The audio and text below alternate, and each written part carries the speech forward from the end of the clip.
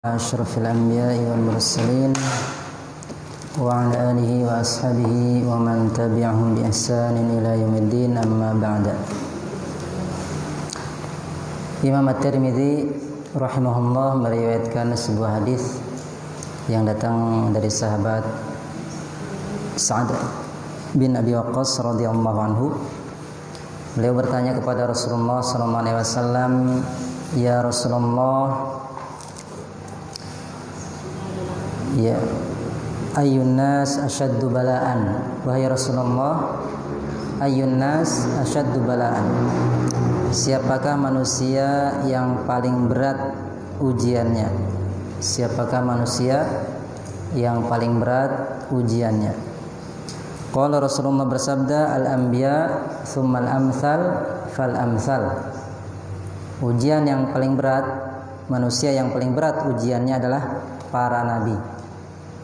Ya, manusia yang paling berat ujiannya adalah para nabi. Dan ini bisa kita lihat di dalam kisah-kisah ya, sejarah para nabi. Di antara mereka ada yang dicaci, dihina, bahkan dibunuh, dikejar-kejar oleh kaumnya sendiri ya untuk dibunuh. Kemudian summal amsal fal amsal. Kemudian orang yang semisal mereka, yang mengikuti jejak langkah mereka. Jadi kita yang ingin menempuh atau yang menempuh jalan para nabi harus siap menerima berbagai macam ujian, cobaan. Ya. Itu harus siap. Jadi seorang santri, seorang thalibul ilmi, ahlus sunnah wal jamaah, ya, ahlus sunnah wal jamaah harus siap menghadapi ujian-ujian. Apalagi antum, apalagi kita thalibul ilmi. Berbagai macam ujian tentu saja kita hadapi. Ya, ujian kekurangan, ujian beratnya belajar, dan berbagai macam bala ujian yang akan kita hadapi.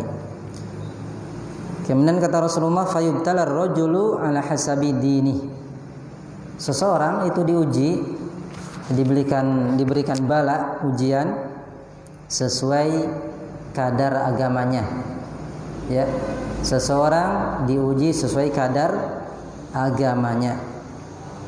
Fa in kana dinuhu sulba, jika agamanya kuat, ya, dia berpegang teguh dengan agamanya, memegang prinsip-prinsip agama, maka istaddal bala, akan semakin berat bala ujian. Ya, akan semakin berat ujian. Baik. Wa in kana fi dinihi riqqah ubtuliya ala hasabi dini. Dan jika agamanya lembek, ringan, tipis, maka dia diuji sesuai apa? Agamanya. Sejauh mana dia berpegang teguh terhadap agama. Ya. Baik. Semakin kokoh, semakin kuat dia berpegang teguh terhadap agama, semakin berat ujian. Seorang santri semakin dia semangat belajar, maka tentu saja semakin berat ujian. Ya. Dia harus rela berkorban, mengorbankan tenaganya, pikirannya untuk mendapatkan ilmu. Ya. Tapi kalau sebaliknya, seorang muslim yang santai-santai, tidak mau beramal, hidupnya ya mungkin happy-happy saja. Ya. Nah, jadi ketika seseorang hidupnya tidak ada masalah, tidak ada problem, jangan merasa senang. Ya. Jangan merasa senang. Berarti Allah Subhanahu wa taala tidak mengujinya. Tidak mengujinya. Nah, sebagaimana hadis Nabi sallallahu alaihi wasallam yang lain, idza radallahu bi'amdin khairan yusibhu minhu, kama qala alaihi salatu wasallam. Jika Allah menghendaki kebaikan kepada suatu kaum, maka Allah akan menimpakan musibah kepadanya. ya akan menimpakan musibah kepadanya. Baik. Ini salah satu hadis ya sebagai penghibur untuk kita semua, bahwasanya ketika kita menempuh jalan para nabi, menempuh ilmu, menempuh ya Al-Quran wa Sunnah, siap-siap mendapatkan berbagai macam ujian, ya. Bukan siap-siap apa? Happy, bukan siap-siap santai. Nah, walaupun di sana banyak kebaikan ya bagi orang-orang yang menempuh ilmu, mendapatkan rahmat dari Allah Subhanahu wa taala, mendapatkan ketentraman dari Allah Subhanahu wa taala. Namun kita ingat bahwasanya ujian pasti akan kita dapatkan. Semakin kuat kita berpegang teguh terhadap agama, semakin berat ujian. Nah, dan tentu saja ujiannya beda-beda ya. Ada yang semangat belajar, Allah Subhanahu wa taala uji dengan kekurangannya bekal, ya. Ada yang bekalnya cukup tetapi diuji dengan kemalasan, ya. Ada yang semangat, ujiannya apa? Ngantukan, juga ujian. Ya. Jadi harus siap menghadapi ujian. Dihadapi dengan ketakwaan kepada Allah Subhanahu wa taala. Baik, kita lanjutkan pelajaran kita. Sebelumnya kita sudah baca beberapa masalah terkait buang hajat, ya. Terkait buang hajat. Masalah sebelumnya, masalah yang ketiga, hal-hal yang disunnahkan bagi orang yang hendak buang hajat, ya, disunnah bagi orang yang ingin buang hajat. Yang pertama diantaranya apa? Disunnahkan membaca apa? Membaca doa. Disunnahkan membaca doa sebelum masuk ke tempat buang hajat. Doanya apa? Bismillahirrahmanirrahim. Allahumma inni a'udzubika minal khubuthi wal khaba'ith. Dengan menyebut nama Allah, ya Allah, sesungguhnya aku berlindung kepada Engkau dari apa? Gangguan setan laki-laki dan setan perempuan. Nah, Bismillah, Allahumma inni a'udzubika minal khubuthi wal khaba'ith. Baik. Selamat, kenapa enggak bawa catatan? Enggak bawa catatan kenapa? Dihafal langsung. Saya bawa catatan ya. Nah, mencatat itu bagian dari amal. Ya, bagian dari mengamalkan ilmu dan sebagai penguat ilmu. Santri yang dihukum ini alasannya jadi alasan, sudah bisa ditebak tadi. Ini santri yang dihukum nanti jadi alasan, nggak taklim karena capek. Ternyata terbukti, ya, alasan capek dihukum hingga taklim ini. Ditulis nanti ya, masukan pelanggaran.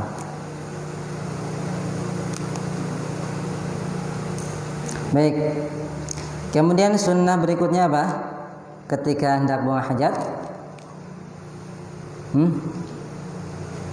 mendahulukan kaki kiri ketika apa? Ketika masuk, dan mendahulukan kaki kanan ketika keluar, ya. Nah, dan dari berbagai macam sunnah yang sudah kita baca, antum bisa ulang lagi ya. Kemudian sekarang al-mas'alatur rabi'ah, masalah yang keempat terkait buang hajat. Masalah yang keempat, ma yuhramu fi'luhu ala man arada qada'al hajah. Masalah yang keempat,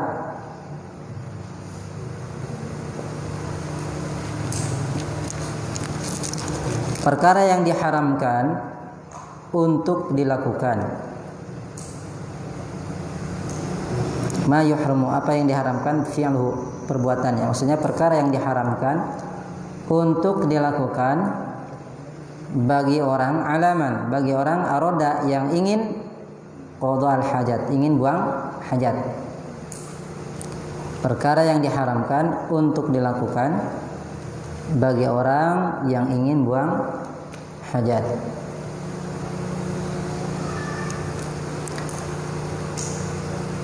Antum meringkas ya, walaupun tidak ada nomor, antum kasih nomor. Yuhramul baulu fil ma'ir raqid.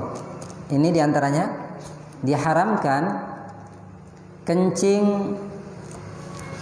di genangan air. Diharamkan kencing di air yang tergenang, yang diam. Diharamkan kencing di air yang diam.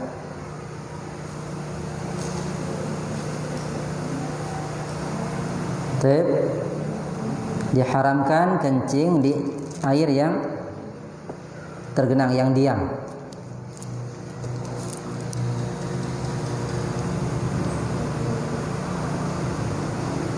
Misalkan ada apa? Ada lubang besar seperti sumur, di situ ada airnya. Airnya nggak ngalir, ya, airnya tidak ngalir. Jangan kencing di situ. Berdasarkan hadis Jabir ani Nabi sallallahu alaihi wasallam, berdasarkan hadis Jabir dari Nabi sallallahu alaihi wasallam, annahu naha 'anil bauli fil ma'ir raqid. Annahu, bahwasanya Nabi naha, melarang 'anil baul, dari kencing di air yang diam, yang tergenang, menggenang. Bahwasanya Nabi melarang kencing ya di air yang diam, yang tergenang, artinya tidak mengalir. Hadis riwayat Muslim, Bukhari, Muslim. Baik. Tapi ini yang pertama. Yang pertama apa tadi? Dilarang kencing di air yang tergenang, yang tidak mengalir. Kalau sungai mengalir enggak? Mengalir kan? Antum silahkan di situ sambil berenang. Sudah kebelat ingin diaka buang air kecil, boleh di situ. Baik. Menyelam sambil. Baik. Apa-apa. Ya. Karena airnya sangat banyak ya, tidak mempengaruhi. Wala yumsiku. Kemudian yang kedua, yang berikutnya, wala yumsiku zakarahu biyaminih wa huwa yabul. Dan tidak boleh memegang kemaluannya, dan tidak boleh memegang kemaluannya dengan tangan kanan dalam keadaan sedang kencing. Tidak boleh memegang kemaluannya dengan tangan kanan dalam keadaan sedang kencing.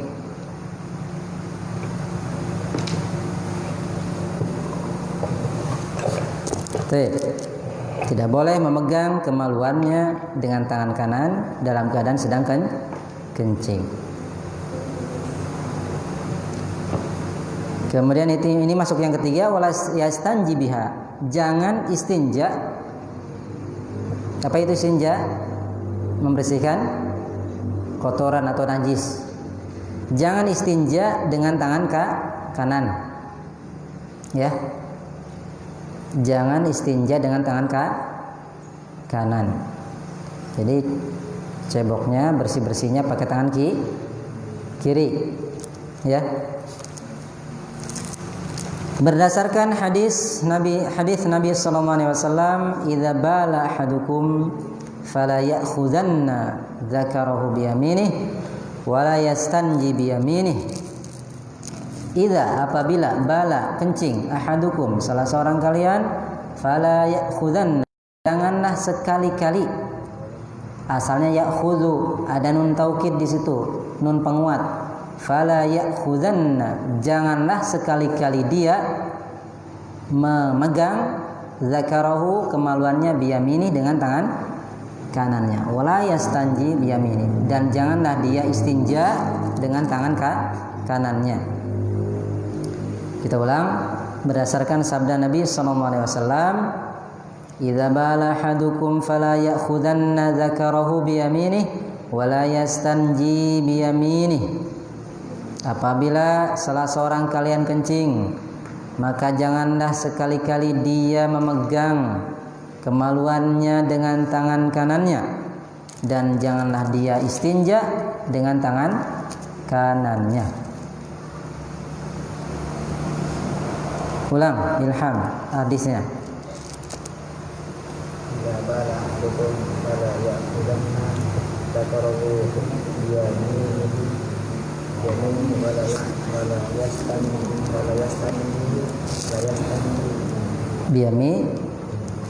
biyaminihi artinya apabila salah seorang yang pada kalian kalian apa apabila salah seorang di kalian di antara kalian yang hajat kalian kencing kalau yang berana maka dia memegang kemaluannya dengan tangan kanan kalau yang tidak boleh dan tidak boleh istinja dengan tangan kanan. Taib, hadis riwayat Bukhari Muslim. Baik. Idza bala fi'il mudhari'nya apa? Ada yang tahu? Bala yabulu baulan ba'ilun mabulun bul la tabul. Itu yang fi'il amarnya bul. La tabul anta fit tariq. Kamu jangan kencing di jalan. La tabul. Baik, fil nahinya.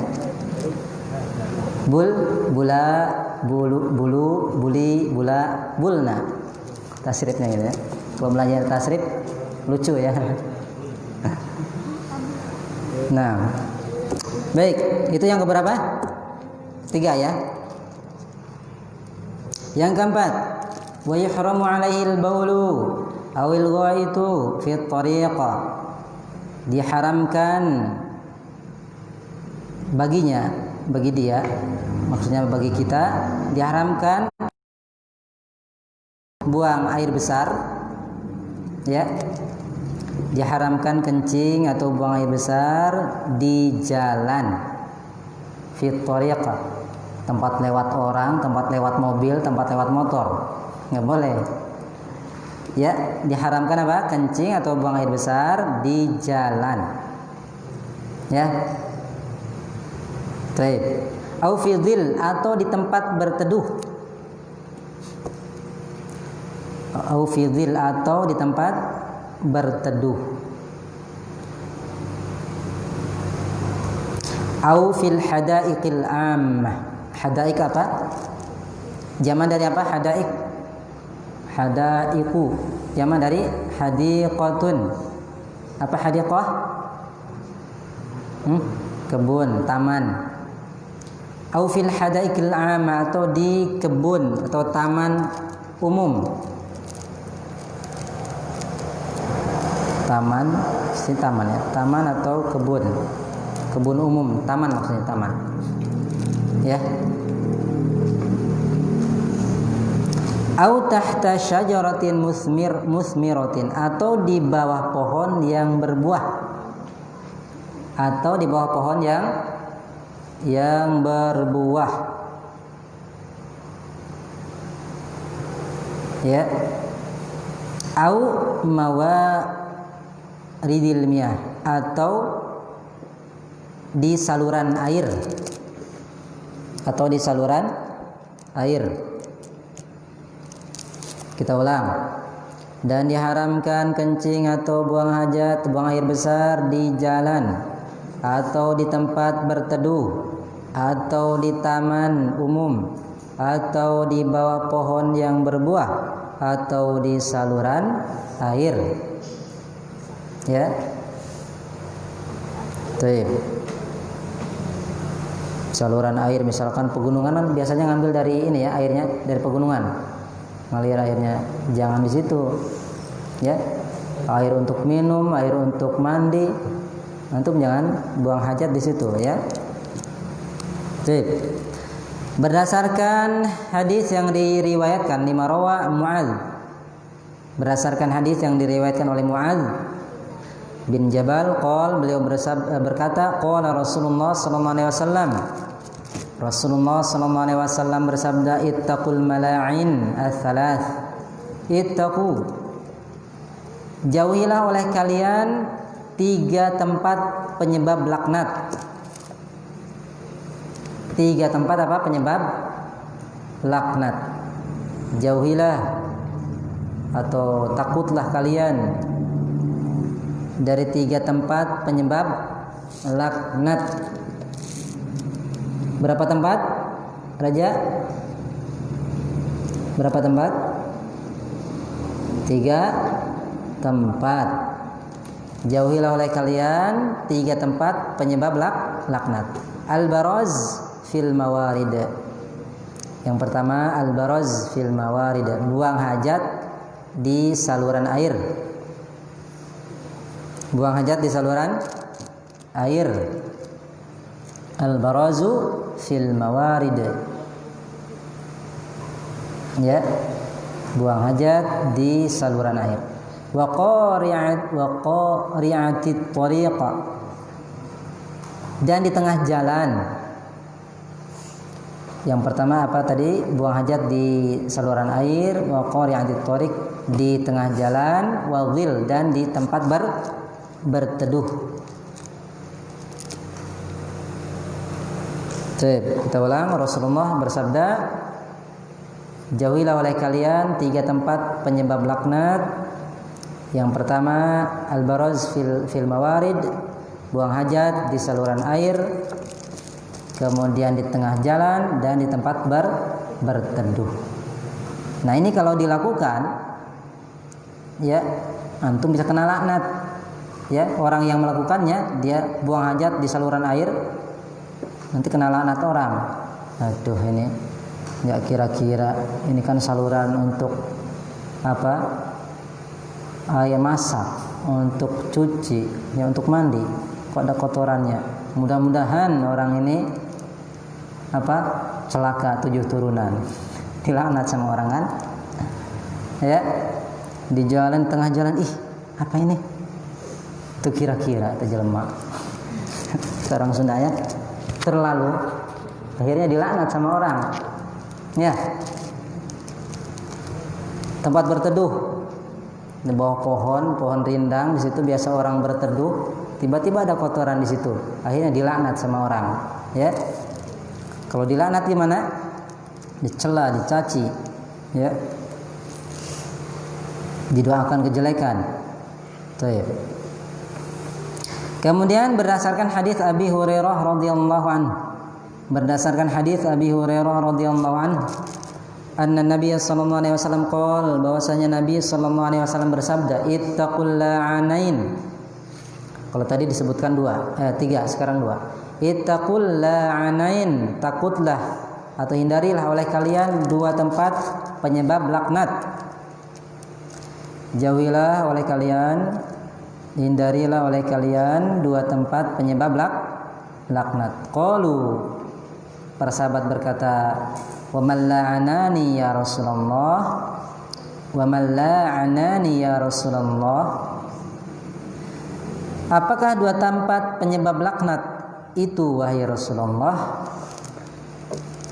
Apakah 2 tempat penyebab laknat itu wahai Rasulullah? Qal, beliau bersabda, alladzi yatakhalla fi tariqin nas atau fi dhillihim. Itu orang yang buang hajat di jalan manusia. Di jalan manusia atau di tempat berteduh mereka. Yaitu orang yang buang hajat di jalan manusia atau di tempat berteduh mereka. Ya.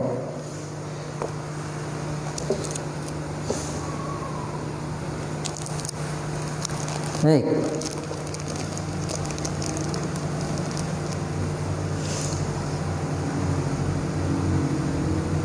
Coba diulang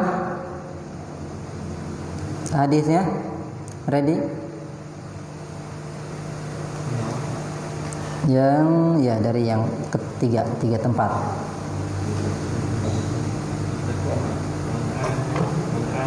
Ittaqul mala'ina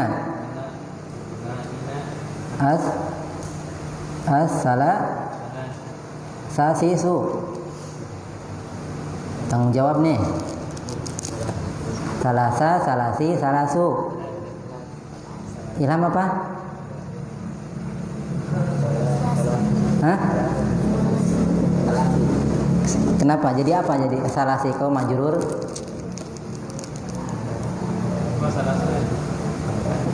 Kok jadi salasi majrur, kenapa jar? Ready apa? Tanggung jawab nih Ilham nih. Salasi. Apa Ready? Salasi, salasu.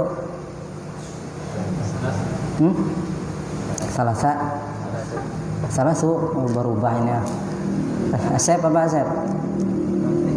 Salasi, alasannya? Salasa. Rian? Umar mana nih Umar? Malah keluar. Apa Ready? Salasa. Kenapa? Sebagai apa? Maf'ul. Akhta'ta. Salah wa ma asabta. Al-mala'inna al-thalatha. Sebagai na'at ya, untuk mala'in. Na'at. Ya, terjemahkan.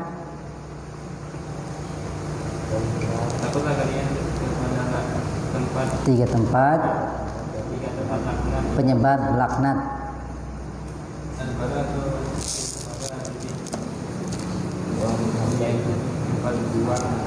Buang hajat di saluran.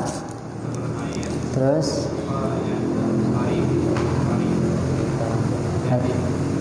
tengah.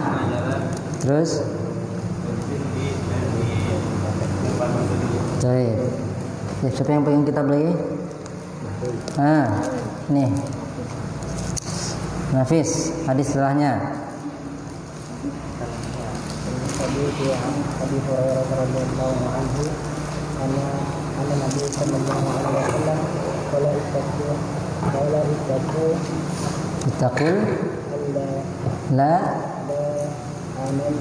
la anaini. Sebagai apa ini? La anaini. Asal ini nasab, mansub atau marfu'? Rafa, nasab atau jar? La'anain. Ittaqul la'anaini. Majrur. Ini isim apa ini? Nasab. Isim apa ini? Musanna, tasniyah. Nasab. Kenapa nasab? Nasab sebagai fa'il nasab. Fa'il marafa itu. Sebagai maf'ul. Ittaqu. Jauhilah oleh kalian. Apa itu yang dijauhi? Ini 2 sempat penyebab laknat. Nasabnya dengan alamat nasabnya dengan apa? Ya. Ya. Isim tasniyah alamat nasabnya dengan ya. Baik. Kalau rofanya dengan alif. Baik, teruskan. Lalu la anani ya Rasulullah qala alladhi yataqallay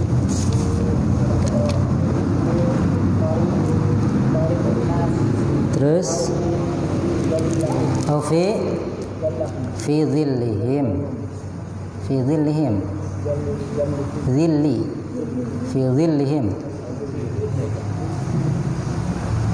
yang artinya terjemahkan itu. Dan dari hadis Abu Hurairah radhiyallahu anhu, bahwasanya dari Nabi sallallahu alaihi wasallam berkata, jauhilah oleh kalian dua tempat yang dilaknat, penyebab laknat. Dan dia berkata, mereka berkata, para sahabat, apakah tempat penyebab laknat itu? Dua tempat penyebab laknat itu, wahai Rasulullah. Terus kalau ada Rasulullah berkata, yaitu jauhilah alladzi yatakhalla, yang orang yang yatakhalla buang hajat di jalan manusia atau di tempat berteduh. Baik, ya, perhatikan ini bacanya ya. Kemudian lanjutkan. Kama yuhramu alaihi qiraatul Quran, kama sebagaimana yuhramu diharamkan alaihi atasnya membaca Al-Quran, haram membaca Al-Quran, ya. Maksudnya haram membaca Al-Quran di tempat buang hajat, ya. Haram membaca Al-Quran di tempat buang hajat. Paham? Kemudian wa yuhramu alaihi istijmar birraus. Haram istijmar. Ini sudah dibahas di pembahasan sebelumnya. Haram istijmar. Apa itu istijmar? Membersihkan kotoran dengan apa? Batu. Tapi kalau ini haram istijmar dengan menggunakan apa? Kotoran binatang atau tulang atau makanan yang berharga. Ya, haram istijmar dengan kotoran binatang, tulang atau makanan yang berharga. Makanan dengan makanan ya. Berdasarkan hadis Jabir radhiyallahu anhu, nahan Nabi sallallahu alaihi wasallam ayatamassaha bi'azmin aw biba'rin. Nahan Nabi, melarang an-Nabi sallallahu alaihi wasallam ayatamassaha, mengusap, artinya istijmar di sini. Ya. Ayatamassa di sini istijmar bi'admin dengan tulang atau kotoran binatang. Baik. Atau dengan kotoran binatang. Nabi melarang istijmar dengan menggunakan tulang atau dengan kotoran binatang. Hadis riwayat Muslim. Kemudian poin berikutnya wa yuhramu qadaul hajah baina quburil muslimin. Haram buang hajat di kuburan kaum muslimin. Haram buang hajat di antara kuburan muslim. Ya, hati-hati. Ya, jangan buang hajat di kuburan. Kenapa? Kenapa nggak boleh? Ada yang tahu alasannya? Kenapa nggak boleh buang hajat di kuburan? Mesti ada pocong itu? Bukan. Karena muslim itu hidup dan matinya mulia, ya. Orang Islam hidup matinya itu mulia. Jadi jangan buang hajat di kuburan muslim. Dan haram buang hajat di tengah kuburan kaum muslimin. Nabi SAW bersabda, la ubali awsatil kubur qadaitu hajati awsati suqa. Ini perlu lengkap ya, perlu hadis yang lengkap. Awal hadisnya di an amsya ala fi jumratin aw ala jumratin aw sayfin aw akhsifa na'li birijli habbu ilayya min an amsya ala qabri muslim. Jadi hadis awalnya gitu. Aku berjalan di atas bara api atau di atas pedang atau menambal, memperbaiki sendalku dengan kakiku. Perbaiki dengan kaki gampang susah? Susah kan? Ya. Ulang.